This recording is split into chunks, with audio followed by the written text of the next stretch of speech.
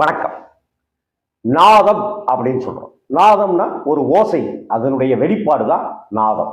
ஒரு ஓசை அப்படிங்கிறது சத்தம் அப்படின்னு சொல்றதுக்கு ஒரு இடம் இருக்கு.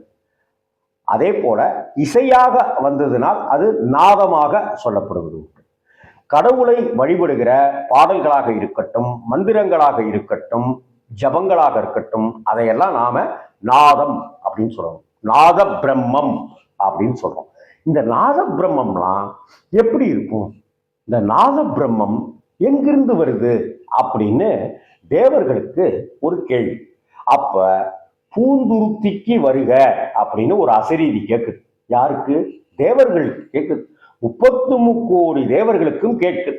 அப்ப பூந்துருத்திக்கு வருக அப்படின்னு சொன்ன அந்த க்ஷேத்திரத்துக்காக அங்கே வருவதற்காக அவங்க அந்த தேவலோகத்திலிருந்து அங்கே கிளம்பி எல்லாரும் பூலோகத்துக்கு வராங்க.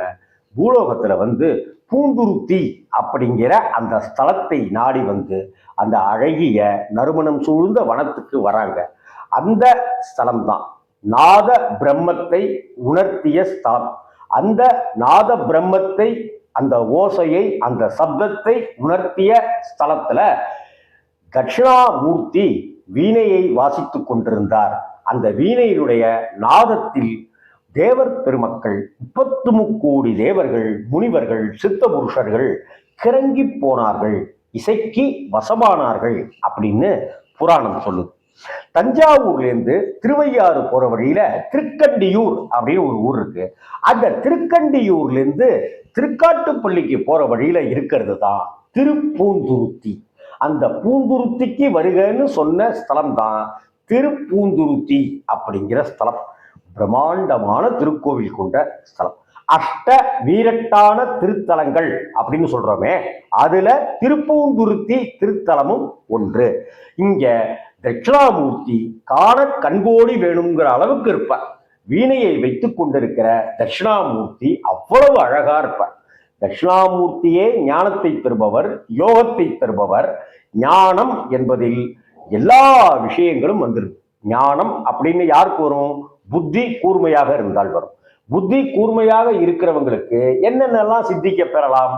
ஒரு வேலையை, ஒரு ஓவியத்தை, ஒரு இசையை, ஒரு நடனத்தை, ஒரு நாட்டியத்தை, ஒரு பாடலை, இப்படின்னு கலைகளில் சிறந்து விளங்கலாம். அதனாலதான் கல்வி கேள்விகளிலும் கலை முதலான விஷயங்களிலும் தேர்ச்சி பெறுவதற்காக நாம தட்சிணாமூர்த்தியை வழிபாடு செய்கிறோம். நவகிரகங்கள்ல இருக்கிற பிரகஸ்பதினு சொல்லப்படுகிறவர் தேவர்களுடைய குரு. சுக்கராச்சாரியார், சுக்கரன், அவர் அசுரர்களுடைய குரு. இங்க இவர் ஞான குரு, யோக குருவாக திகழ்கிறார். இவர் நவகிரக பயிற்சி அப்படிங்கிறது, நவகிரகங்கள்ல இருக்கிற குரு பயிற்சிங்கிறது அந்த குரு பகவான் பிரகஸ்பதி குரு பெயர்.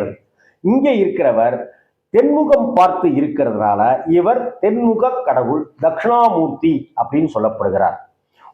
பல கோவில்கள்ல தட்சிணாமூர்த்தியை நாம தரிசிக்கலாம். சில கோவில்கள்ல வீணையோடு திகழ்கிற தட்சிணாமூர்த்தியை நாம தரிசிக்கலாம். அப்படி வீணையோடு திகழ்கிற தட்சிணாமூர்த்தி அந்த திருப்பூந்துருத்தி மாதிரியான தலங்கள்ல இருக்கார். இன்னும் சில தலங்கள்லையும் வீணையோடு திகழ்கிற தட்சிணாமூர்த்தியை தரிசிக்கலாம்.